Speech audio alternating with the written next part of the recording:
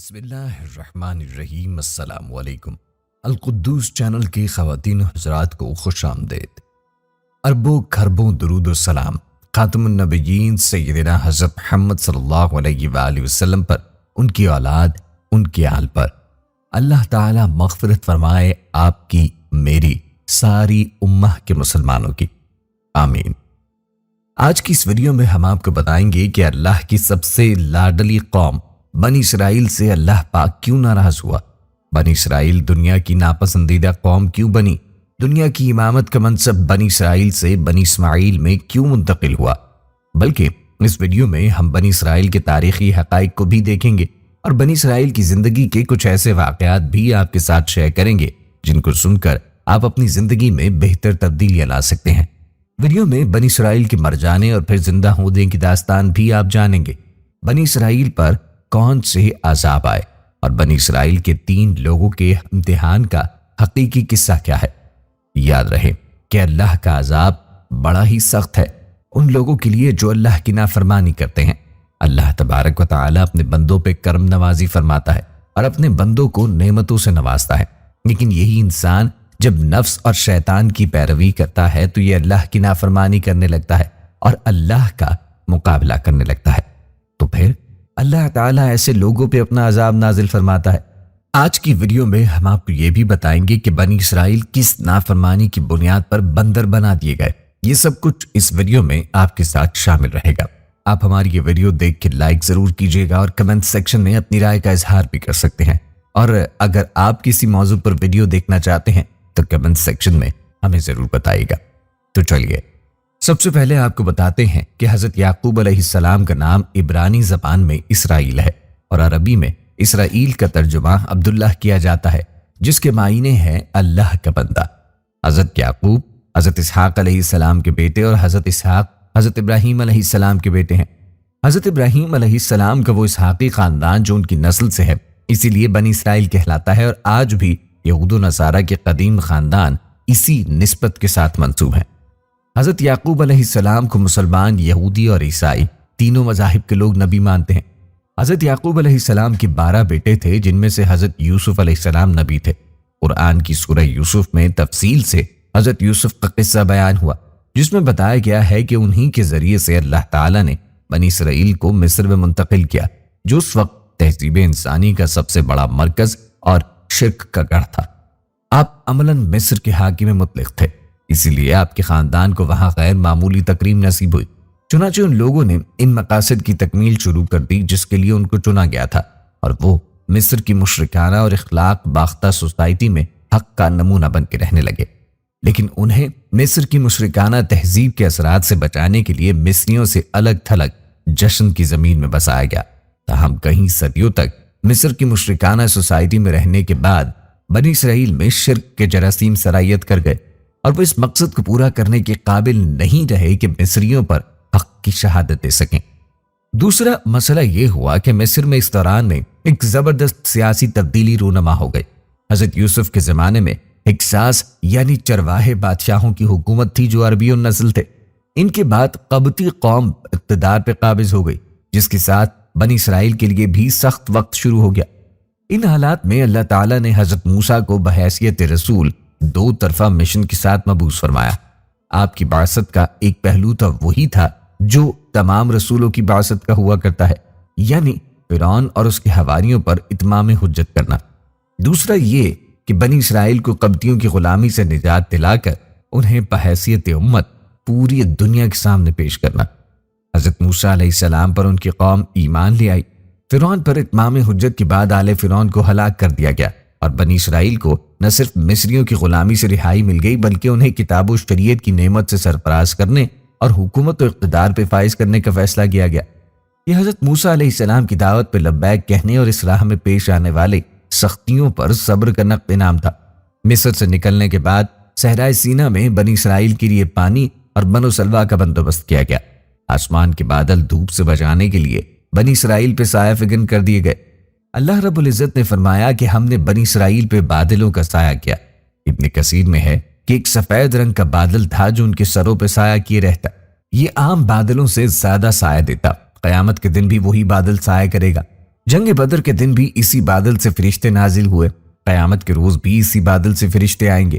جب فرعون پانی میں غرق ہوا اور بنی اسرائیل سمندر عبور کر کے صحرا میں آئے تو وہاں کھانے کو کچھ نہ تھا، ان کی تعداد 6 لاکھ تھی۔ تو ناظرین، اللہ تبارک و تعالی نے بادلوں کا سایہ کر دیا۔ جب موسیٰ علیہ السلام نے کھانے کے لیے دعا کی تو اللہ رب العزت نے ان کے لیے آسمان سے من و سلوہ کا انتظام کر دیا۔ من یہ ایک بوند کی قسم تھا جو ان کے گھروں کی چھتوں پر اوس کی طرح گر تھا۔ یہ دودھ سے زیادہ سفید اور شہد سے زیادہ میٹھا ہوتا ہے، لوگ اس کو اکٹھے کھاتے تھے۔ یہ مکمل خوراک کا کام کرتا تھا، اس سے پیاس بھی بجھ جاتی۔ جبکہ سلوہ یہ ایک قسم کا پرندہ تھا جو چڑیا سے زیادہ بڑا تھا، سرخی مائل۔ ناظرین، ایک ہوا چلنے سے تمام پرندے جمع ہو کے ان کے گھروں کے نزدیک اکٹھے ہو جاتے۔ بنی اسرائیل اس کو پکڑ لیتے اور بھون کے کھا لیتے۔ بعض روایات میں یہ بھی لکھا ہے کہ یہ پرندہ بھونا ہوا نیچے اترتا تھا۔ حضرت موسیٰ علیہ السلام نے اللہ تعالیٰ سے اپنے قوم کے لیے پانی کی دعا کی تو اللہ تعالیٰ نے فرمایا کہ اس پتھر پہ اپنا عصا مارو۔ جب حضرت موسیٰ علیہ السلام نے اس پتھر پہ عصا مار دیا تو اس پتھر سے پانی کے 12 چشمے نکلے۔ ناظرین، بنی اسرائیل کے 12 قبیلے تھے، ہر قبیلہ ایک ایک چشمے سے پانی پینے لگا۔ بے شک اللہ رب العزت نے بنی اسرائیل کو شریعت دیتے وقت ان سے عہد لیا تھا کہ اس کا ذکر یہودیوں کی مذہبی کتاب استثنا میں کئی جگہ کیا گیا ہے، بلکہ باب 28 میں اس کی تفصیل اس طرح کی گئی ہے کہ اگر تو اپنے خدا کی بات کو جافشانی سے مان کر اس کے ان سب حکموں پر جو آج کے دن میں تجھ کو دیتا ہوں احتیاط سے عمل کرے تو خداوند تیرا خدا سب قوموں سے زیادہ تجھ کو سرفراز کرے گا، اور اگر تو اپنے خدا کی بات سنے تو یہ سب برکتیں تجھ پہ نازل ہوں گی اور تجھ کو ملیں گی۔ شہر میں بھی تو مبارک ہوگا اور کھیت میں بھی مبارک ہوگا۔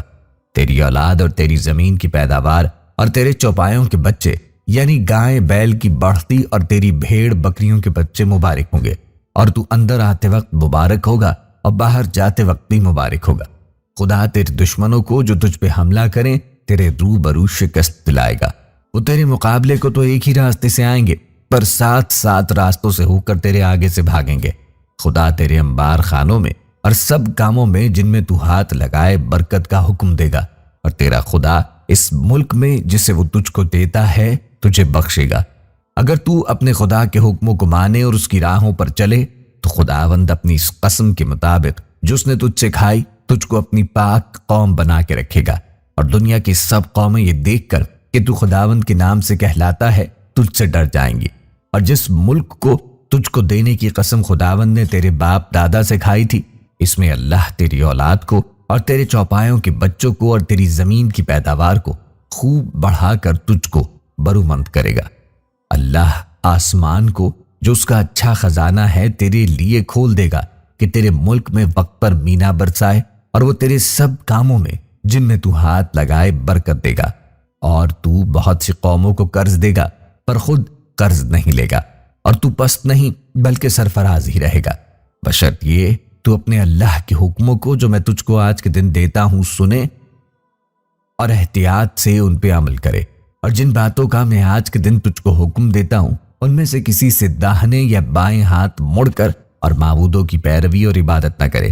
لیکن اگر تو ایسا نہ کرے کہ اپنے خدا کی بات سن کر اس کے سب احکام اور آئین پر جو آج کے دن میں تجھ کو دیتا ہوں احتیاط سے عمل کرے تو یہ سب لعنتیں تجھ پہ نازل ہوں گی اور تجھ پہ لگیں گی۔ شہر میں بھی تو لعنتی ہوگا اور کھیت میں بھی تو لعنتی ہوگا۔ تیری اولاد اور تیری زمین کی پیداوار اور تیرے گائے بیل کی بڑھتی اور تیری بھیڑ بکریوں کے بچے لعنتی ہوں گے۔ تو اندر آتے لعنتی ٹھہرے گا اور باہر جاتے بھی لعنتی ٹھہرے گا۔ خدا ان سب کاموں میں جن کو تو ہاتھ لگائے لعنت اور اضطراب اور پھٹکار کو تجھ پہ نازل کرے گا، جب تک کہ تو ہلاک ہو کر جلد نیست و نابود نہ ہو جائے۔ یہ تیری ان بدعمالیوں کے سبب ہوگا جن کو کرنے کی وجہ سے تو مجھ کو چھوڑ دے گا۔ اللہ ایسا کرے گا کہ وبا تجھ سے لپٹی رہے گی جب تک کہ وہ تجھ کو اس ملک سے جس پہ قبضہ کرنے کو تو وہاں جا رہا ہے فنا نہ کر دے۔ اللہ تجھ کو تپ دق اور بخار اور سوزش اور شدید حرارت اور تلوار اور باد سموم اور گروئی سے مارے گا، اور یہ تیرے پیچھے پڑے رہیں گے جب تک کہ تو فنا نہ ہو جائے۔ اور آسمان جو تیرے سر پہ ہے پیتل کا، اور زمین اور جو تیرے نیچے ہے لوہے کی ہو جائے گی۔ اللہ مینا کے بدلے تیری زمین پہ خاک و دھول برسائے گا، یہ آسمان سے تجھ پہ پڑتی ہی رہیں گی جب تک کہ تو ہلاک نہ ہو جائے۔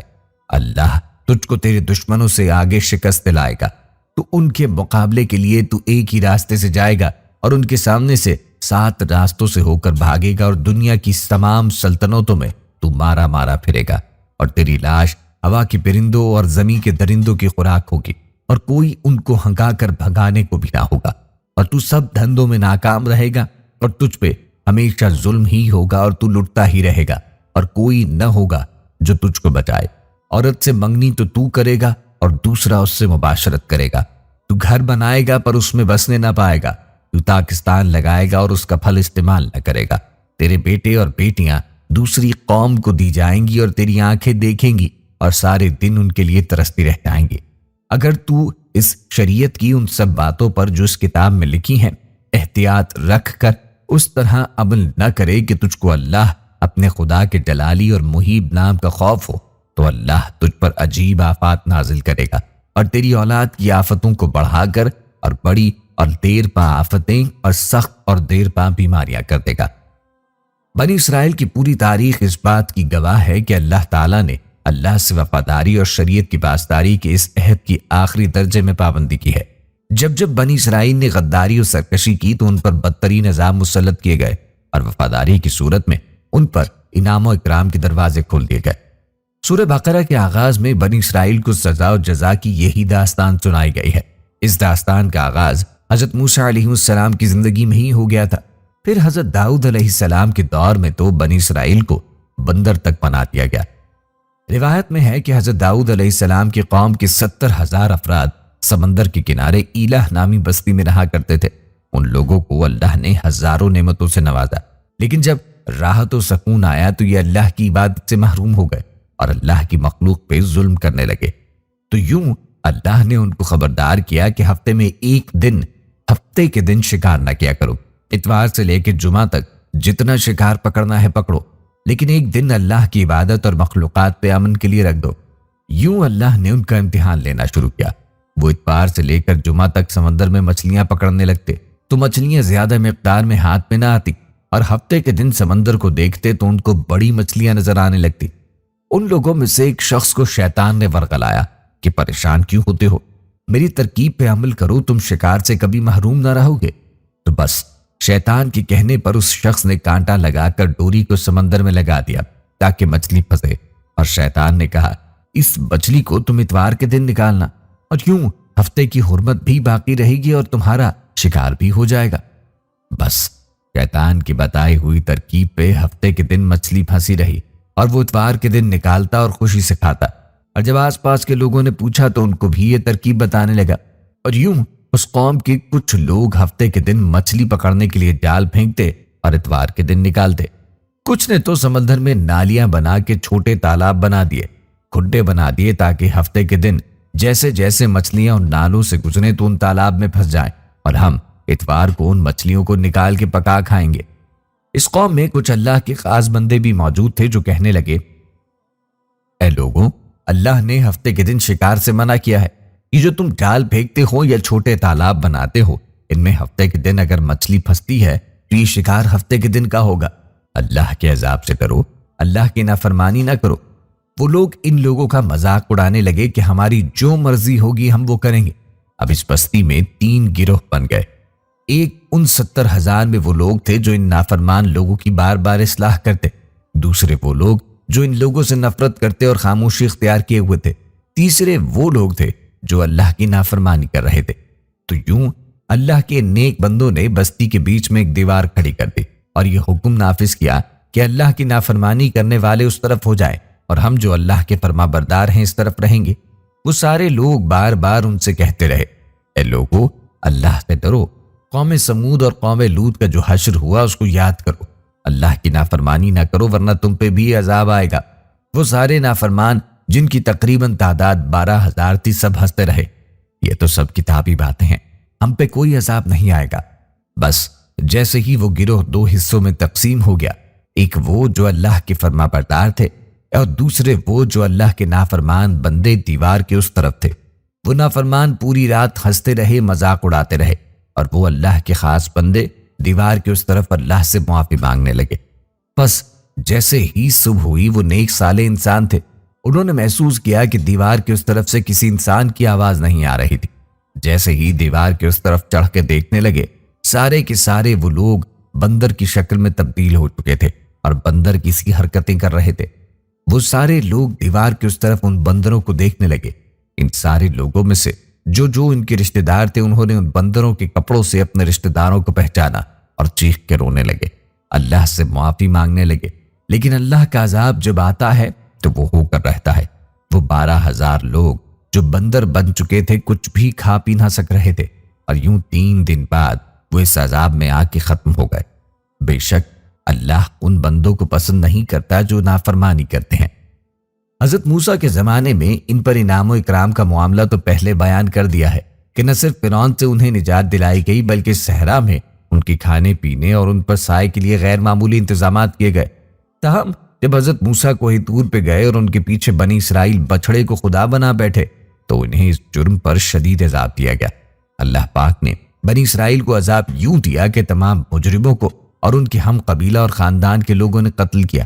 اس طرح جب انہوں نے جہاد پر جانے کے حضرت موسیٰ علیہ السلام کے حکم کے معاملے میں بزدلی دکھائی تو فلسطین کی زمین 40 سال کے لیے ان پہ حرام کر کے صحرا میں بھٹکنے کے لیے چھوڑ دیا گیا۔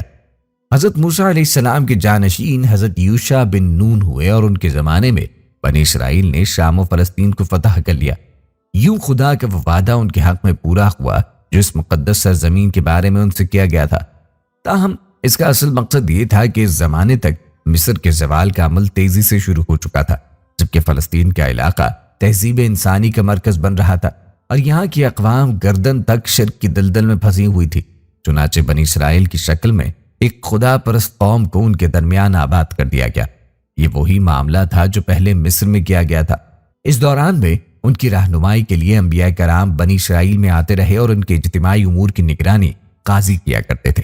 مگر صدیوں کے تعامل کے بعد ایک دفعہ پھر وہی کچھ ہونے لگا جو مصر میں ہوا تھا، یعنی ایک طرف تو بنی اسرائیل میں شرک کے اثرات تیزی سے سرایت کرنے لگے اور دوسری جانب بنی اسرائیل سیاسی طور پہ مغلوب ہونے لگے۔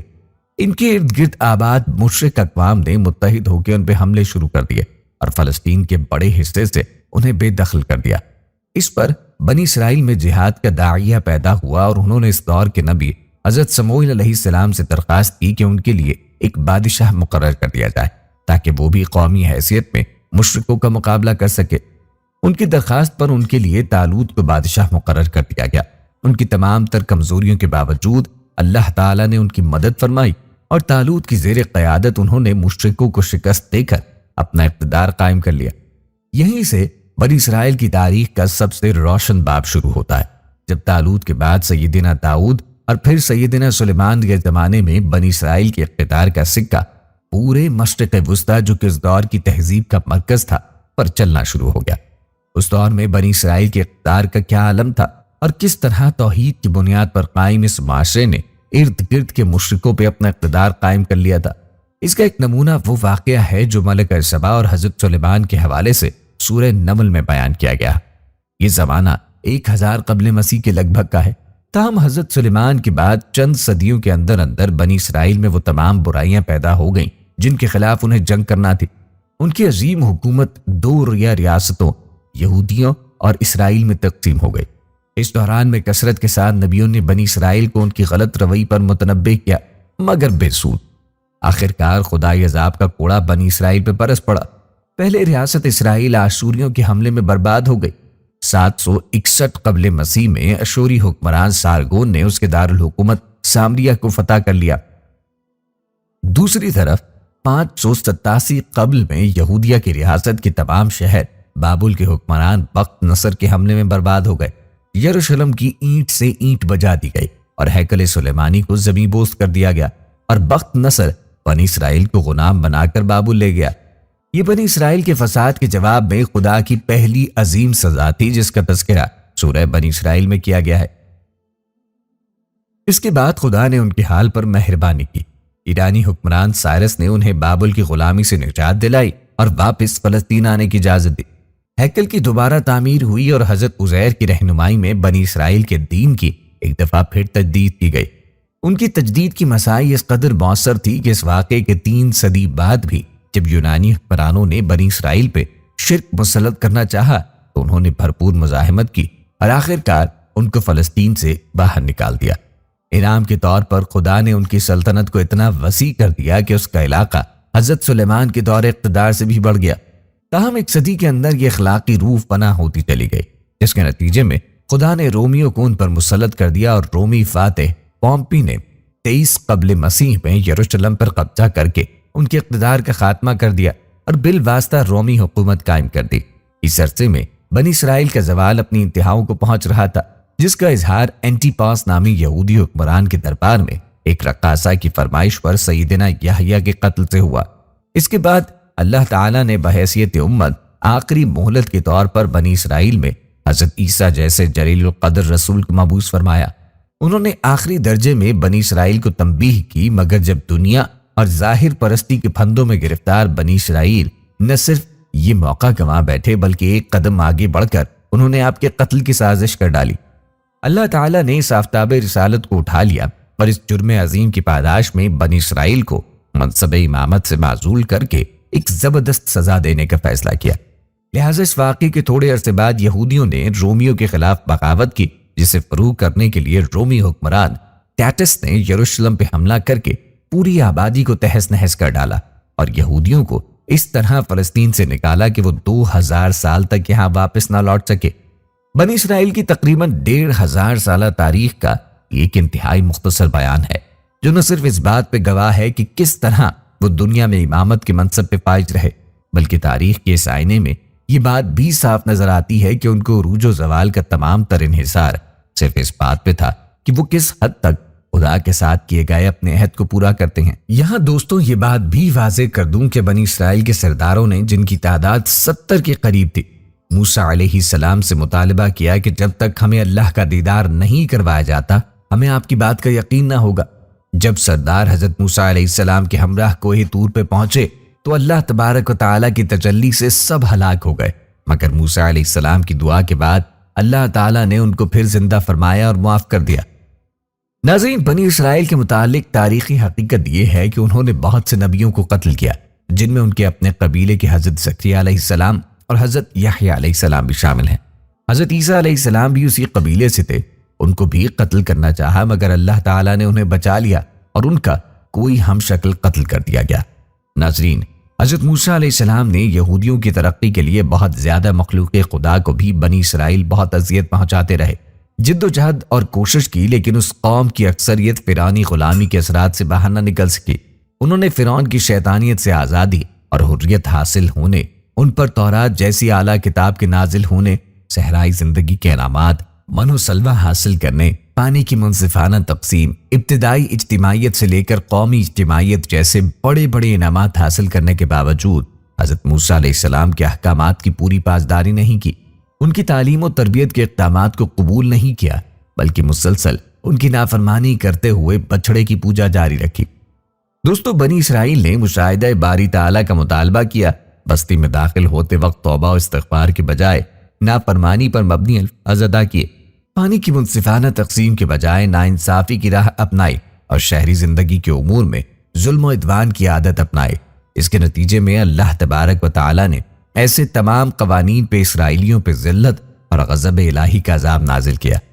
سیاسی حوالے سے ذلت و رسوائی کا عذاب مسلط ہوا، یہاں تک کہ ان کی عادات و اطوار کے نتیجے میں وہ ہمیشہ کے لیے بنی اسرائیل حکومت سے محرومی میں معاشی حوالے سے غربت اور محتاجی مسلط ہو کر مبتلا ہوئے، حکومت سے بالکل محروم ہو گئے۔ معاشی بے انصافی اور ظلم کے نتیجے میں ان پر وہ حکام اصل حکمرانوں کے خوف یہ ہے کہ اول تو یہود میں مال کی قلت رہی اور جن کے پاس مال ہو بھی تو دی گئی۔ دوستو، محتاجی، مفلس اور حاجت مند ہی ظاہر کرتے شدت حرص اور بخل کے باعث محتاجوں سے بدتر نظر آتے ہیں، اور یہ بھی سے اپنے آپ کو درست ہے کہ معاشی آسودگی دل سے ہوتی ہے نہ کہ مال سے، اسی لیے یہ قوم مالدار ہو کر بھی محتاج ہی رہی۔ دوستو، اگر کوئی قوم مکمل علم حاصل کرنے کے باوجود اس پر مکمل طور پر عمل نہ کرے تو وہ عذاب الہی کی مستحق ہو جاتی ہے۔ بنی اسرائیل کے پاس ایک اعلیٰ کتاب تورات کی صورت میں برہان بن کے نازل ہوئی، لیکن انہوں نے اس کی پوری طور پہ پاسداری نہ کی۔ اس کے نتیجے میں اللہ تعالیٰ کا غضب نازل ہوا۔ دوستو، اگر علم کی صحیح قدر نہ کی جائے اور اس کے تقاضوں کے مطابق پورا عمل نہ کیا جائے تو وہ قوم مغضوب علیہم بن جاتی ہے، یعنی اللہ تعالیٰ کا غضب اور غصہ اس قوم پہ نازل ہوتا ہے۔ دوستوں، بنی اسرائیل یہود کی پوری تاریخ اللہ کی آیات، توراہ، زبور، انجیل اور قرآن حکیم کے انکار اور توہین پہ مبنی رہی ہے۔ اللہ تبارک و تعالیٰ کی طرف سے زکریا علیہ السلام ان کی تعلیم و تربیت کے لیے آئے اور انہیں برائیوں سے باز رکھنے کی کوشش کی۔ اس قوم نے انہیں ناحق شہید کیا، انتہائی اذیت و تکلیف دی اور اپنی بری عادتوں پر ڈٹے رہے۔ کوئی قوم ظلم، ناانصافی اور نافرمانی کو اپنا رویہ بنا لے تو دنیا میں بھی عذاب کی مستحق ہوتی ہے اور آخرت کا عذاب بہت بڑا ہے۔ نبی کی مقرر کی ہوئی حدود کی نافرمانی اور ان میں کمیوں کو تاہی کرنا، اور اسرائیل اسی پہ کاربند رہے۔ دوستوں، ان لوگوں نے اللہ پاک نے ان پہ عذاب مسلط فرمایا، ناانصافیوں کو اپنی عادات اور ذریعہ تسکین بنا لینا۔ اس افراط و تفریج اور ظلم و زیادتی کے نتیجے میں اللہ تبارک و تعالیٰ نے ان پہ عذاب مسلط کیا۔ یہودی جو خود کو آج ترقی یافتہ قوم تصور کرتے ہیں، در حقیقت خدا کی ناپسندیدہ ترین قوم اور دھتکارے ہوئے لوگ ہیں، اور قرآن کریم میں اللہ تعالیٰ نے مسلمانوں کو یہود و نصارہ سے دوستی سے منع فرما دیا ہے۔ بنی اسرائیل کی پوری تاریخ دین سے دوری، نافرمانی اور سرکشی سے لبریز ہے۔ بنی اسرائیل پر اللہ تعالیٰ نے اتنے احسانات کیے کہ شاید ہی کسی اور قوم کو اللہ کے انعامات و اکرامات کا اتنا وافر حصہ ملا ہو۔ ارشاد باری تعالیٰ ہے، اے بنی اسرائیل، یاد کرو میری اس نعمت کو جس سے میں نے تمہیں نوازا تھا، اور اس بات کو کہ میں نے تمہیں دنیا کی ساری قوموں پر فضیلت عطا کی تھی۔ مذہبی کتب میں ملتا ہے کہ حضرت داؤد علیہ السلام اور سلیمان علیہ السلام نے ان کی اصلاح کی کوشش کی، ان کے اعتقاد کی تعمیر کی اور ان کے اندر جہاد کی روح پھونکی، اور تباہی کی طرف کشاں اور رواں دواں قوم کو ایک بار سنبھالنے میں کامیاب ہو گئے۔ مگر حضرت سلیمان علیہ السلام کے بعد اسرائیلیوں میں طواف الملوکی کا دور شروع ہو گیا۔ بنی اسرائیل پھر 2 ریاستوں میں تقسیم ہو گئے اور بد عملی کی آلائش میں گردن تک دھنس گئے۔ آخر اللہ کے عذاب نے انہیں آ لیا۔ مذہبی کتب میں بنی اسرائیل پہ لگاتار 5 عذاب آنے کا تذکرہ ملتا ہے۔ جب میدان طیہ میں بنی اسرائیل نے یہ خواہش ظاہر کی کہ ہم زمین سے اگنے والے غلے اور ترکاریاں کھائیں گے، تو ان لوگوں کو حضرت موسیٰ علیہ السلام نے سمجھایا کہ تم لوگ من و سلوا کے نفیس کھانے کو چھوڑ کر گیہوں، دال اور ترکاریوں جیسی خسیس اور گھٹیا غذائیں کیوں طلب کر رہے ہو؟ مگر جب بنی اسرائیل اپنی ضد پہ اڑے رہے تو اللہ تعالیٰ نے حکم دیا کہ تم لوگ میدان طیہ سے نکل کر شہر بیت المقدس میں داخل ہو جاؤ اور وہاں بے روک ٹوک اپنی پسند کی اور من بھاتی غذائیں کھاؤ، مگر یہ ضروری ہے کہ تم لوگ بیت المقدس کے دروازے میں کمال ادب و احترام کے ساتھ جھک کر داخل ہونا، اور داخل ہوتے وقت یہ دعا مانگتے رہنا کہ یا اللہ تو ہمارے گناہوں کو معاف فرما دے تو ہم تمہارے گناہوں کو بخش دیں گے۔ مگر بنی اسرائیل جو ہمیشہ سے سرکش اور شرارتوں کے عادی اور خداوند کی نافرمانیوں کے خوگر تھے، بیت المقدس کے قریب پہنچ کر ایک دم ان لوگوں کی رگ و شرارت بھڑک اٹھی، اور یہ نافرمان لوگ بجائے جھک کے داخل ہونے کے اپنی سرینوں پہ گھسٹتے ہوئے دروازے میں داخل ہوئے اور معافی کی دعا کے بدلے مذاق و تمسخر کرتے ہوئے بیت المقدس کے دروازے میں گھستے چلے گئے۔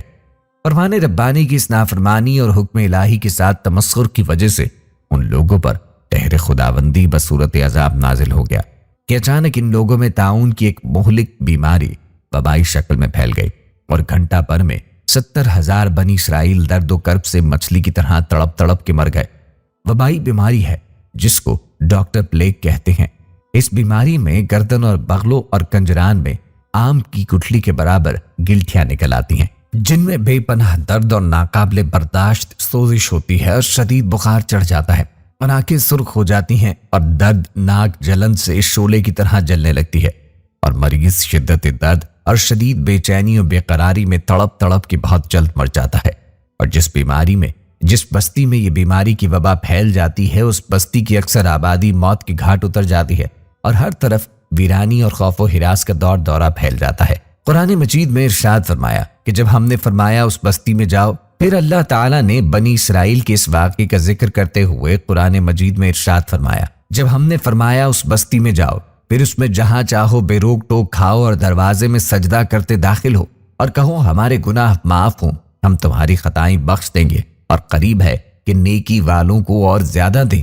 تو ظالموں نے اور بات بدل دی جو فرمائی گئی تھی، اس کے سوا تو ہم نے آسمان سے ان پہ عذاب اتارا اور بدلا ان کی بے حکمی کا۔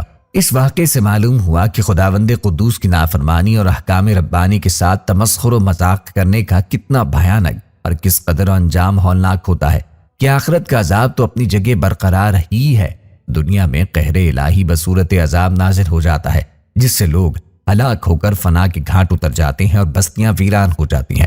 معاذ اللہ۔ طاعون بنی اسرائیل کے حق میں عذاب تھا، مگر اس خیر الامم یعنی خاتم الانبیاء صلی اللہ علیہ وآلہ وسلم کی امت کے حق میں بیماری رحمت ہے، کیونکہ حدیث شریف میں آیا کہ طاعون کی بیماری میں مرنے والا شہید ہوتا ہے۔ مسئلہ یہ ہے کہ جس بستی میں طاعون کی وبا پھیلی ہو وہاں جانا نہیں چاہیے، اور اگر اپنی بستی میں وبا آ جائے تو بستی چھوڑ کر دوسری جگہ بھاگنا نہیں چاہیے، بلکہ طاعون کی وبا میں اپنی بستی ہی کے اندر خدا پر توکل کر کے صبر کے ساتھ رہنا چاہیے۔ اگر اس بیماری میں مر گیا تو شہید ہوگا، اور طاعون کے ڈر سے بستی چھوڑ کر بھاگنے والے پر اتنا بڑا گناہ ہوتا ہے جتنا کہ جہاد کے دن میدان چھوڑ کر بھاگنے والوں پہ گناہ ہوتا ہے۔ اسی لیے ہرگز بھاگنا نہیں چاہیے، بلکہ اس بیماری میں صبر کے ساتھ اپنی ہی بستی میں مقیم رہنا چاہیے، کہ اس پر خداوند تعالیٰ نے اجر و ثواب کا وعدہ فرمایا ہے۔ حضرت موسیٰ علیہ السلام کی دعا کے بعد اللہ تعالیٰ نے فرعونیوں پر لگاتار 5 عذابوں کو مسلط فرمایا۔ ایک طوفان آیا اور ہر طرف اندھیرا چھا گیا، پھر انتہائی زوردار بارش ہونے لگی اور فرعونیوں کے گھروں میں پانی بھر گیا اور وہ اس میں کھڑے رہ گئے اور پانی ان کی گردنوں تک آ گیا۔ ان میں سے جو بیٹھا وہ ڈوب کر ہلاک ہو گیا۔ وہ لوگ نہ ہل سکتے تھے نہ کوئی کام کر سکتے تھے۔ ان کی کھیتیاں اور باغات طوفان کے دھاروں سے برباد ہو گئے۔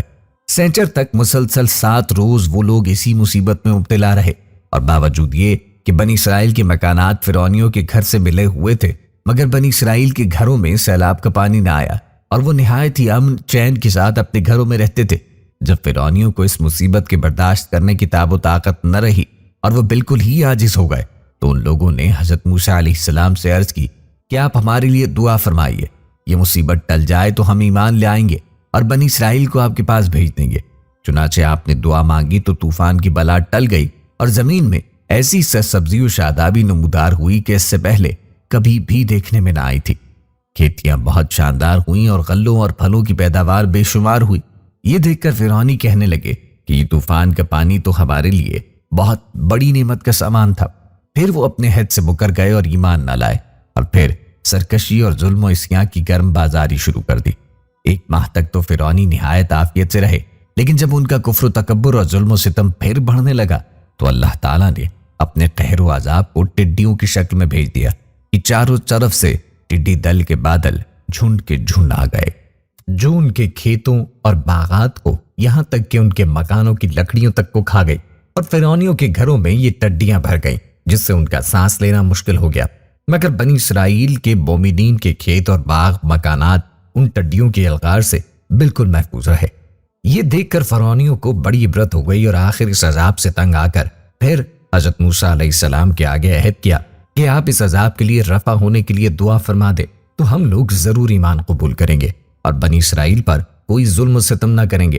چنانچہ آپ کی دعا سے اس 7ویں دن یہ عذاب بھی ٹل گیا اور یہ لوگ پھر 1 ماہ تک نہایت ہی آرام و راحت میں رہے، لیکن پھر عہد شکنی کی اور ایمان نہیں لائے، اور پھر ان لوگوں کے کفر اور عصیاں و طغیاں میں اضافہ ہونے لگا، اور حضرت موسیٰ علیہ السلام اور مومنین کو ایذائیں دینے لگے اور کہنے لگے کہ ہماری جو کھیتیاں اور پھل بچ گئے ہیں وہ ہمارے لیے کافی ہیں، لہٰذا ہم اپنا دین چھوڑ کر ایمان نہیں لائیں گے۔ غرض 1 ماہ کے بعد پھر ان لوگوں پر قمل کا عذاب مسلط ہو گیا۔ بعض مفسرین کا بیان ہے کہ وہ گھن تھا جو ان فرعونیوں کے اناجوں اور پھلوں میں لگ کر تمام غلوں اور میووں کو کھا گئے، اور بعض مفسرین نے فرمایا کہ یہ ایک چھوٹا سا کیڑا تھا جو کھیتوں کی تیار فصلوں کو چٹ کر گیا اور ان کے کپڑوں میں گھس کر ان کے چمڑوں کو کاٹ کر انہیں مرغے بسمل کی طرح تڑپانے لگا، یہاں تک کہ ان کے سر کے بالوں، داڑھی، مونچھوں، بھووں، پلکوں کو چاٹ چاٹ کر اور چہروں کو کاٹ کاٹ کر انہیں چیچک رو بنا دیا۔ یہ کیڑے ان کے گھانوں، پانیوں اور برتنوں میں گھسے پڑے تھے، جس سے وہ لوگ نہ کچھ کھا سکتے تھے، نہ کچھ پی سکتے تھے، نہ لمحہ بھر کے لیے سو سکتے تھے، یہاں تک کہ 1 ہفتے میں اس قہر آسمانی و بلائے ناگہانی سے بلبلا کر یہ لوگ چیخ پڑے، اور پھر حضرت موسیٰ علیہ السلام کے حضور حاضر ہو کر دعا کی درخواست کرنے لگے اور ایمان لانے کا عہد و وعدہ دینے لگے۔ چنانچہ آپ نے ان لوگوں کی بے قراری اور گریہ و زاری پر رحم کھا کے دعا کر دی اور یہ عذاب بھی رفع دفع ہو گیا۔ لیکن فرعونیوں نے پھر اپنے عہد کو توڑ ڈالا اور پہلے سے بھی زیادہ ظلم و عدوان پر کمر بستہ ہو گئے۔ پھر 1 ماہ بعد ان لوگوں پر مینڈک کا عذاب نازل ہو گیا۔ پیارے دوستوں، بنی اسرائیل کے مر جانے اور پھر زندہ ہونے کی داستان بھی روایات میں بیان ہوئی ہے۔ سیدنا حزقیل علیہ السلام نے بنی اسرائیل سے کہا کہ تم سب تیار ہو جاؤ، ہم مشرکین سے جنگ کرنے جائیں گے تاکہ اللہ کے نام کو بلند کیا جا سکے۔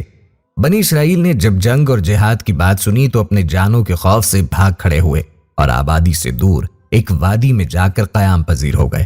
گویا یوں اپنے طور پر مطمئن ہو گئے کہ اب وہ موت سے محفوظ ہو گئے ہیں۔ حضرت حزقیل علیہ السلام نے ان کے اس طرح ڈر کے بھاگ جانے پر ناراض ہو کر ان کے لیے بد دعا کی، یا پھر خود اللہ بزرگ و برتر کو ان کی یہ نافرمانی بری لگی۔ بہرحال ان پر موت طاری کر دی گئی اور وہ سب کے سب موت کی آغوش میں چلے گئے۔ ایک ہفتے بعد وہاں سے حضرت حزقیل علیہ السلام کا گزر ہوا تو انہیں ان کی حالت پر افسوس ہوا، جس پر انہوں نے دعا مانگی، یا اللہ ان کو موت کے عذاب سے نجات دے تاکہ ان کی زندگی خود ان کے لیے اور دوسروں کے لیے عبرت و بصیرت بن جائے۔ دعا قبول ہوئی اور وہ زندہ ہو کر نمونہ عبرت و بصیرت بنے۔ اس واقعے کی تفصیل یوں ہے کہ بنی اسرائیل کی کوئی جماعت ایک شہر میں بستی تھی۔ وہاں کوئی سخت وبا جیسے طاعون وغیرہ پھیل گئی، جس پر یہ لوگ جو تقریباً 10,000 کی تعداد میں تھے گھبرا اٹھے اور موت کے خوف سے اس شہر کو چھوڑ کر دو پہاڑوں کے درمیان ایک وسیع میدان میں جا کر قیام پذیر ہو گئے۔ اللہ تبارک و تعالی نے ان پر اور دنیا کی دوسری اقوام پر یہ واضح کرنے کے لیے کہ کوئی موت سے نہیں بھاگ سکتا، 2 فرشتے بھیج دیے جو اس میدان کے دونوں سروں پہ آ کھڑے ہوئے اور ایک ایسی آواز دی کہ جسے سن کر سب کے سب بیک وقت مر گئے، ایک بھی شخص زندہ نہ رہا۔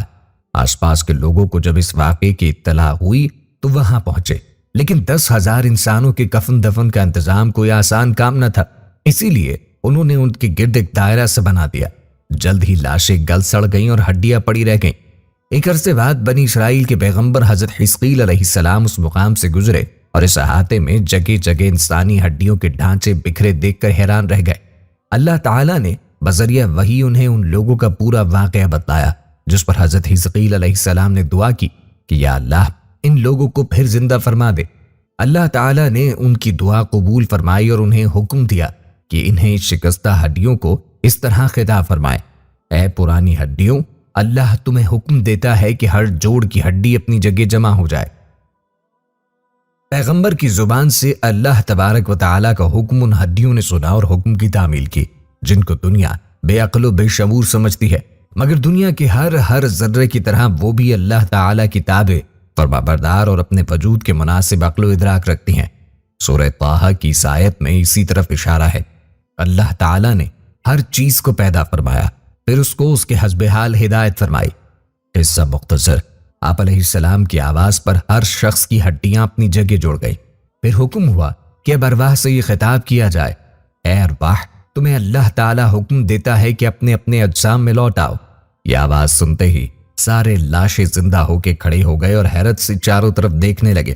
یہ واقعہ دنیا بھر کے فلسفیوں اور عاقلوں کے لیے دعوت فکر اور منکرین قیامت پر حجت قاطع ہونے کے ساتھ ساتھ اس ہدایت پر بھی مشتمل ہے کہ موت کے خوف سے بھاگنا، خواہ جہاد سے ہو یا کسی وبا سے، اللہ تبارک و تعالی اور تقدیر پر ایمان رکھنے والوں کے لیے ممکن ہی نہیں۔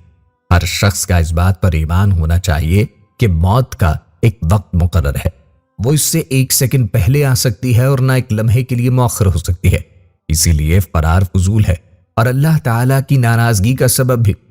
حافظ ابن کثیر رحمہ اللہ علیہ فرماتے ہیں کہ جس بستی میں طاعون کی وبا پھیلی اس کا نام داودان تھا، جو واسط شہر سے ذرا پہلے واقع تھی۔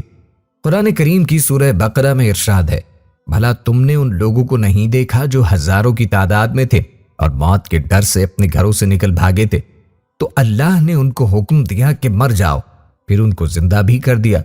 کچھ شک نہیں کہ اللہ لوگوں پر مہربانی رکھتا ہے، لیکن اکثر لوگ شکر نہیں کرتے۔ حضرت حزقیل علیہ السلام اللہ تعالیٰ کے نیک و برگزیدہ بندے تھے۔ حضرت موسیٰ علیہ السلام کے بعد ان کے خادم خاص حضرت یوشع علیہ السلام منصب نبوت پہ فائز ہوئے اور بنی اسرائیل کو ساتھ لے کر ارض مقدس کو مشرکین سے آزاد کروایا۔ اس جہاد میں حضرت کالب رحمہ اللہ علیہ بن یوحنا بھی ان کے ہمراہ تھے، جو علامہ ابن جریر رحمہ اللہ کے مطابق حضرت موسیٰ علیہ السلام کی بہن مریم بنت عمران کے شوہر تھے۔ مفسرین کے مطابق حضرت یوشع علیہ السلام اور حضرت کالب رحمہ اللہ علیہ ہی وہ 2 شخصیات ہیں کہ جن کے بارے میں قرآن کریم میں ارشاد باری ہے، جو لوگ اللہ سے ڈرتے تھے ان میں سے 2 افراد جن پر اللہ کا انعام تھا کہنے لگے کہ ان لوگوں پر دروازے کے راستے حملے کر دو تو فتح تمہاری ہی ہے اور اللہ پہ بھروسہ کرو اگر تم ایمان لانے والے ہو۔ تورات اور تاریخ کی روشنی میں مفسرین اس بات پر متفق ہیں کہ حضرت موسیٰ علیہ السلام اور حضرت ہارون علیہ السلام کے بعد حضرت یوشع علیہ السلام منصب نبوت پر فائز ہوئے اور ان کی جانشینی حضرت موسیٰ علیہ السلام کے دوسرے رفیق حضرت کالب رحمہ اللہ علیہ نے کی، لیکن وہ نبی نہیں تھے۔ علامہ طبری رحمہ اللہ علیہ تحریر فرماتے ہیں کہ ان کے بعد جس ہستی نے سب سے پہلے بنی اسرائیل کی روحانی قیادت اور رہنمائی فرمائی وہ حضرت حزقیل علیہ السلام ہے۔ حضرت موسیٰ علیہ السلام سے حضرت عیسیٰ علیہ السلام تک کے طویل درمیانی عرصے میں اللہ تعالیٰ نے بنی اسرائیل میں بہت سے انبیاء کرام علیہم السلام مبعوث فرمائے جن کی درست تعداد کا علم اللہ ہی کو ہے۔ تورات کی روایت کے مطابق حضرت حزقیل علیہ السلام کے والد کا نام بوذی کاہن تھا اور آپ علیہ السلام کا اصل نام حزقیل ہے۔ بنی اسرائیل کے یہاں کاہن کا لفظ عالم اور روحانی شخصیت وغیرہ کے معنی میں استعمال ہوتا ہے۔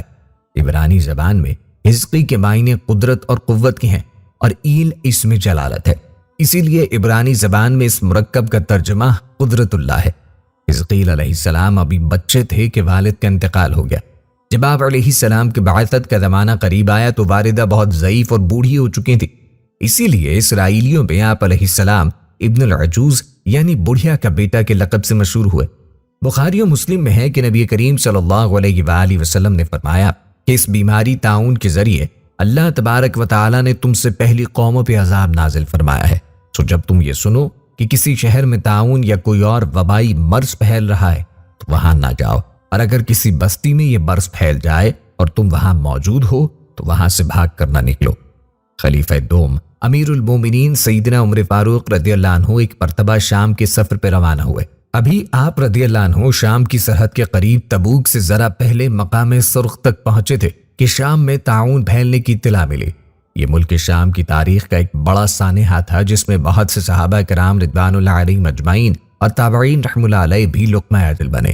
امیر المومنین نے رک کر صحابہ کرام سے مشورہ کیا لیکن کوئی واضح فیصلہ نہ ہو سکا۔ حضرت عبد الرحمن بن عوف رضی اللہ عنہ اس مجلس میں موجود نہ تھے۔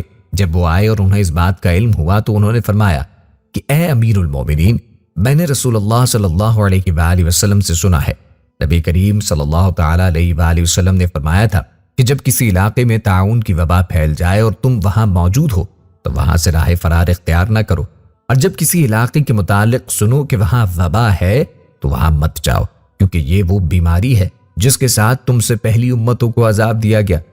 حضرت عمر فاروق رضی اللہ عنہ نے جب یہ حدیث سنی تو آپ رضی اللہ عنہ نے ملک شام میں داخل ہونے کا فیصلہ مؤخر کر دیا اور تمام رفقا کو مدینہ منورہ واپسی کا حکم دے دیا۔ اللہ تبارک و تعالی ہمیں ہر قسم کی وبا اور عذاب سے محفوظ فرمائے۔ پیارے دوستوں، بنی اسرائیل کے 3 لوگوں کے امتحان کی حقیقی کہانی بھی آپ کی گوش گزار کرتے ہیں۔ حضرت ابو ہریرہ رضی اللہ عنہ سے روایت ہے کہ انہوں نے نبی کریم علیہ الصلوۃ والسلام سے سنا کہ آپ علیہ الصلوۃ والسلام نے ارشاد فرمایا، بنی اسرائیل میں 3 شخص تھے، ایک کوڑھی، ایک نابینا اور ایک گنجا۔ اللہ تبارک و تعالی نے ان تینوں بندوں کا امتحان لینا چاہا، چنانچہ اللہ تبارک و تعالی نے ان کے پاس ایک فرشتہ بھیجا۔ فرشتہ پہلے کوڑھی کے پاس آیا اور اس سے پوچھا کہ تمہیں سب سے زیادہ کیا چیز پسند ہے؟ اس کوڑھی نے جواب دیا کہ اچھا رنگ اور اچھی جلد، کیونکہ کوڑھی ہونے کی وجہ سے مجھ سے لوگ نفرت کرتے ہیں۔ فرشتے نے اس پر اپنا ہاتھ پھیرا تو اللہ کے حکم سے اس کی بیماری جاتی رہی اور اس کا رنگ بھی خوبصورت ہو گیا اور جلد بھی اچھی ہو گئی۔ فرشتے نے پوچھا کس طرح کا مال زیادہ پسند کرتے ہو؟ اس نے کہا کہ اونٹ، چنانچہ اسے حاملہ اونٹنی عطا کی گئی اور کہا گیا کہ اللہ تمہیں اس میں برکت دے گا۔ پھر فرشتہ گنجے کے پاس گیا اور اس سے پوچھا کہ تمہیں کیا چیز پسند ہے؟ اس نے کہا کہ عمدہ بال، تاکہ میرا موجودہ عیب ختم ہو جائے، کیونکہ لوگ اس کی وجہ سے مجھے پسند نہیں کرتے۔ فرشتے نے اس کے سر پہ ہاتھ پھیرا اور اس کا عیب اللہ کے حکم سے جاتا رہا، اس کے عمدہ بال آ گئے۔ فرشتے نے اس سے بھی پوچھا کہ تم کس طرح کا مال پسند کرو گے؟ اس نے کہا کہ گائیں۔ فرشتے نے اسے حاملہ گائیں دی اور کہا کہ اللہ تعالیٰ تمہیں اس میں برکت دے گا۔ پھر فرشتہ تیسرے شخص اندھے کے پاس گیا اور کہا کہ تمہیں کیا چیز پسند ہے؟ اندھے شخص نے کہا کہ اللہ تبارک تعالیٰ مجھے بصارت دے تاکہ میں لوگوں کو دیکھ سکوں۔ فرشتے نے ہاتھ پھیرا اور اللہ تعالیٰ نے بینائی واپس کر دی۔ فرشتے نے پوچھا کس طرح کا مال تم پسند کرو گے؟ اس نے کہا کہ بکریاں۔ فرشتے نے اسے حاملہ بکری دے دی۔ تینوں جانوروں کے بچے پیدا ہوئے اور کچھ عرصے میں اتنی برکت ہوئی کہ کوڑھی کے اونٹوں سے اس کی وادی بھر گئی، گنجے کے گائے بیل سے اس کی وادی بھر گئی اور اندھے کی بکریوں سے اس کی وادی بھر گئی۔ دوبارہ فرشتہ اپنی اسی شکل و صورت میں کوڑی کے ہاں گیا اور کہا کہ میں ایک نہایت مسکین آدمی ہوں، سفر کا تمام اسباب و سامان ختم ہو چکا ہے اور اللہ کے سوا کسی اور سے مقصد برابری کی توقع نہیں، لیکن میں تم سے اسی ذات کا واسطہ دے کر جس نے تمہیں اچھا رنگ اور اچھی جلد و مال عطا کیا ایک اونٹ کا سوال کرتا ہوں جس سے سفر کی ضروریات پوری کر سکوں۔ اس نے فرشتے سے کہا کہ حقوق اور بہت سے ہیں، تمہارے لیے گنجائش نہیں۔ فرشتے نے کہا غالباً میں تمہیں پہچانتا ہوں، کیا تمہیں کوڑ کی بیماری نہیں تھی جس کی وجہ سے لوگ تم سے نفرت کیا کرتے تھے؟ ایک فقیر کی دعا اور کوشش سے تمہیں اللہ تعالیٰ نے یہ چیزیں عطا کی۔ اس نے کہا کہ یہ ساری دولت تو نسل در نسل چلی آ رہی ہے۔ فرشتے نے کہا کہ اگر تم جھوٹے ہو تو اللہ تم کو اپنی پہلی حالت پہ لوٹا دے۔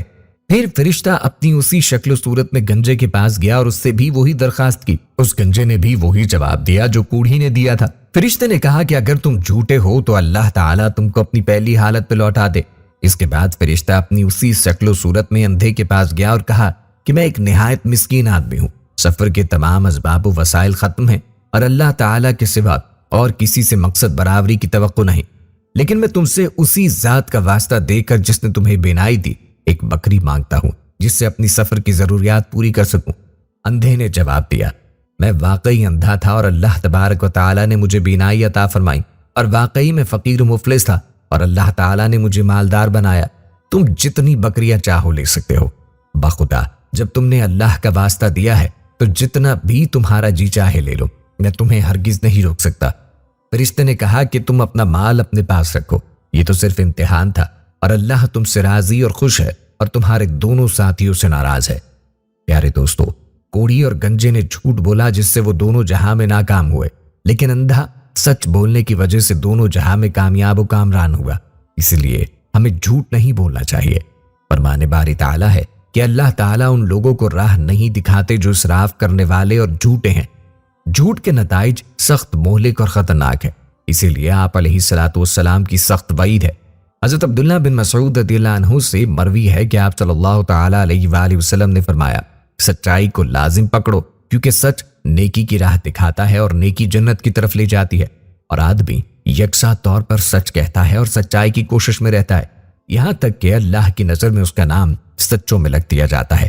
اور جھوٹ سے بچے رہو، اسی لیے کہ جھوٹ گناہ اور فجور ہے، اور فجور دوزخ کی راہ بتاتا ہے، اور آدمی مسلسل جھوٹ بولتا ہے اور اسی کی جستجو میں رہتا ہے یہاں تک کہ اللہ کے نزدیک اس کا شمار جھوٹوں میں لکھ دیا جاتا ہے۔ اللہ پاک ہمیں جھوٹ اور اسراف سے حفاظت فرمائے۔ دوستو، ویڈیو کے آخر میں بنی اسرائیل کے ایک زاہد شخص کا قصہ بھی آپ کی گوش گزار کرتے ہیں۔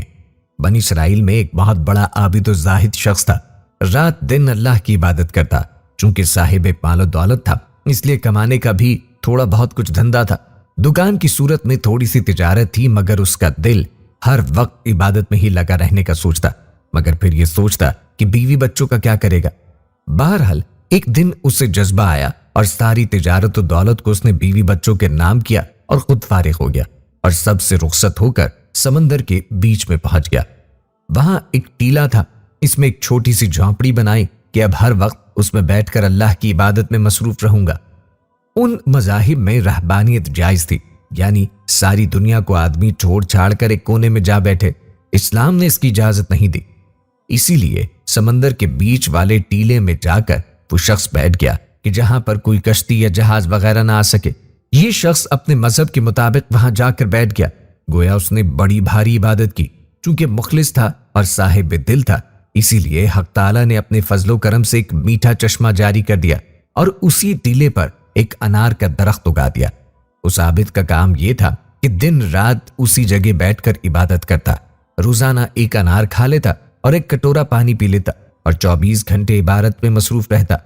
اسی طرح وقت گزرتا گیا اور اس کی عمر 500 برس ہوئی، اور یہ 500 برس اسی شان سے گزرے۔ اب اس کے انتقال کا وقت آیا۔ اس نے حق تعالیٰ سے درخواست کی کہ اے اللہ، تیرا فضل تھا کہ تو نے مجھے عبادت میں لگایا، اب میری خواہش ہے کہ مجھے سجدے کی حالت میں موت دیجیے تاکہ میرا خاتمہ عبادت کے اوپر ہو، اور دوسری درخواست یہ کہ سجدے کی حالت میں میرے بدن کو قیامت تک محفوظ رکھیے گا، نہ زمین کھائے اور نہ کیڑے مکوڑے کھائیں، تاکہ قیامت تک میں تیرا عبادت گزار بندہ ہی سمجھا جاؤں۔ حق تعالیٰ نے اس کی دونوں دعائیں قبول فرمائی۔ عین نماز کے اندر سجدے کی حالت میں انتقال ہوا اور اس کا بدن محفوظ ہے۔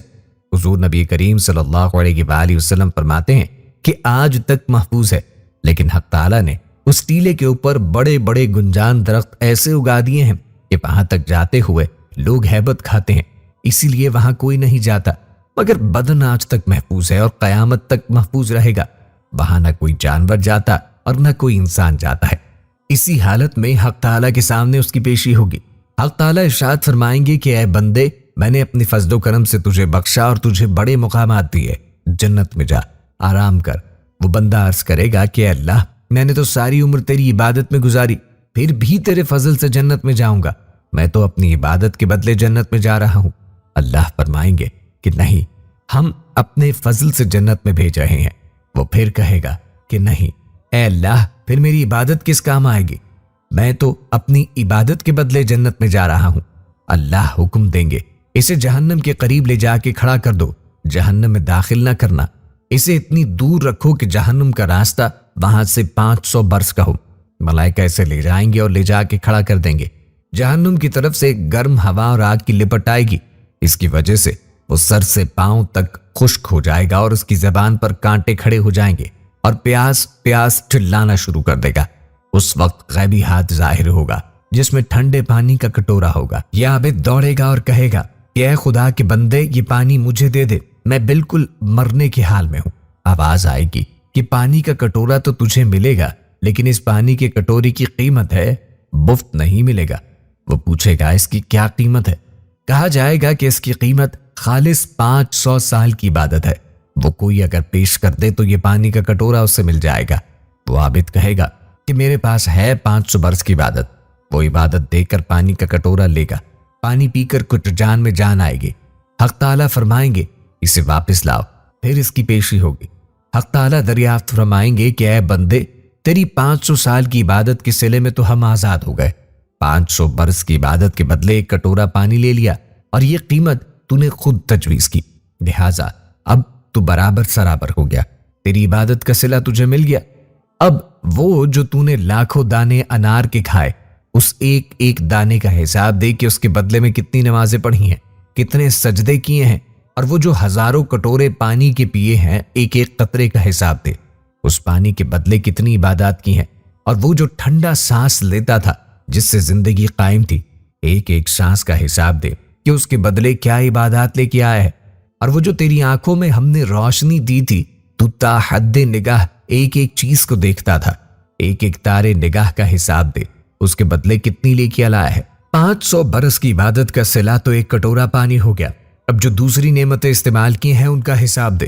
یہ عابد پتھرا جائے گا اور کہے گا بے شک اے اللہ، نجات آپ ہی کے فضل سے ہوگی، کسی کا عمل کسی کو بھی نجات نہیں دلائے گا۔ حقیقت یہ ہے کہ اگر لاکھوں برس عبادت کرے گا تو وہ بھی ذریعہ نجات نہیں بن سکے گا جب تک کہ فضل خداوندی نہ ہو۔ دوستوں، حضرت عیسیٰ علیہ السلام کے بارے میں کہا جاتا ہے کہ وہ کہیں جا رہے تھے، راستے میں ایک قبر نظر آئی۔ آپ کو کشف سے معلوم ہوا کہ صاحب قبر عذاب میں مبتلا ہیں۔ آپ دعا کر کے گزر گئے۔ پھر ایک عرصے کے بعد وہیں سے آپ کا گزر ہوا تو دیکھا کہ صاحب قبر جنت کی نعمتوں سے بہراور ہے اور بڑے عیش و آرام میں ہے۔ آپ نے اللہ تعالیٰ سے پوچھا، باری تعالیٰ، مرنے کے بعد اس نے کون سا عمل کیا کہ اس کی مغفرت ہو گئی؟ اللہ تعالیٰ نے فرمایا، اے ہمارے نبی، یہ شخص بدعمل تھا جس کی وجہ سے اس کو سزا دی جا رہی تھی، لیکن دنیا میں اس نے اپنا ایک چھوٹا بچہ چھوڑا تھا، اب وہ بولنے لگا ہے تو اس کی ماں نے اسے مکتب میں بٹھا دیا اور اب وہ بسم اللہ الرحمن الرحیم پڑھنے لگا ہے۔ تو مجھے شرم آتی ہے کہ اس کا بچہ تو میرا نام لے رہا ہے اور میں اسے عذاب دوں، لہٰذا میں نے اس کے بچے کی وجہ سے اس سے عذاب اٹھا لیا۔ ایک نبی ایک قبرستان سے گزرے، وہ قبرستان نیا آباد ہوا تھا، ساری قبریں تو اچھی بنی ہوئی تھی لیکن ان صاحبان قبور کو عذاب ہو رہا تھا۔ پھر ایک عرصے کے بعد وہ نبی اس قبرستان پہ گزرے تو دیکھا کہ ساری قبریں ٹوٹ پھوٹ گئی ہیں، سارا قبرستان ویرانہ بن گیا ہے، لیکن آپ کو کشف ہوا کہ صاحبان قبور بڑے عیش و آرام میں ہیں۔ انہوں نے اللہ تبارک و تعالیٰ سے پوچھا، اے اللہ، ان کی مغفرت کیسے ہو گئی؟ اللہ تعالیٰ نے فرمایا، ان کی قبریں ٹوٹ پھوٹ گئیں، اب ان کا کوئی پرسان حال بھی نہ رہا، مجھے رحم آ گیا، لہٰذا میں نے عذاب اٹھا لیا اور ان کی مغفرت کر دی۔ دوستوں، مرنے والا گناہگار اور بڑا گناہگار ہے، لیکن لوگ اس کے جنازے میں شریک ہو کے دعائیں مغفرت کرتے ہیں تو اللہ فرماتا ہے کہ مجھے شرم آتی ہے کہ میرے اتنے بندے اس کو اچھا سمجھ رہے ہیں اور اس کی مغفرت کی دعا مانگ رہے ہیں اور میں اس کو عذاب دوں، اسی لیے میں اس کو بخش دیتا ہوں۔ یعنی دعا بخشش کا سبب بن گئی اور رحمت خداوندی سے اس کی نجات ہو گئی۔ پیارے دوستو، غرور و تکبر صرف روپے پیسے اور مال و زر کا نہیں ہوتا، حسن کا بھی ہوتا ہے، جاہ و مرتبے کا بھی علم ہوتا ہے، علم کا بھی ہوتا ہے، رنگ و نسل اور حسب و نسب کا بھی ہوتا ہے، عبادت کا بھی ہوتا ہے، اور اسی اعمال صالحہ کا بھی ہوتا ہے کہ ہم بڑے نیک ہیں، پارسا ہیں، متقی ہیں، پرہیزگار ہیں وغیرہ وغیرہ۔ لیکن دراصل ہمارے اعمال صالحہ کسی لائق ہیں نہیں، بس یہ ہے کہ اللہ تعالیٰ اپنے شان رحیمی کے صدقے ان اعمال کو قبول فرما لے گا۔ اسی لیے اپنی عبادت اور اپنے اعمال صالحہ پہ فخر و ناز نہیں کرنا چاہیے، بس اعمال صالحہ کرتے جاؤ اور دعا کرتے رہو کہ اللہ تعالیٰ ان کو قبول فرما لے، جس سے ہماری نجات ہو جائے، جو صرف اللہ کی رحمت ہی سے ہوگی۔ اللہ تعالیٰ ہم سب کو فکر صحیح کی توفیق عطا فرمائے، آمین یا رب العالمین۔ میرے پیارے بھائیوں اور بہنوں، میں امید کرتا ہوں کہ آپ کو ہماری آج کی یہ ویڈیو اچھی لگی ہوگی۔ اگر ویڈیو اچھی لگی ہے تو لائک ضرور کیجیے گا اور صدقہ جاریہ سمجھ کر اس ویڈیو کو شیئر بھی ضرور کیجیے گا اور ہمارے چینل کو سبسکرائب بھی ضرور کیجیے۔ اس کے ساتھ ہی دیجیے اجازت، ملتے ہیں اگلی آنے والی نئی ویڈیو میں، تب تک کے لیے اللہ نگہبان۔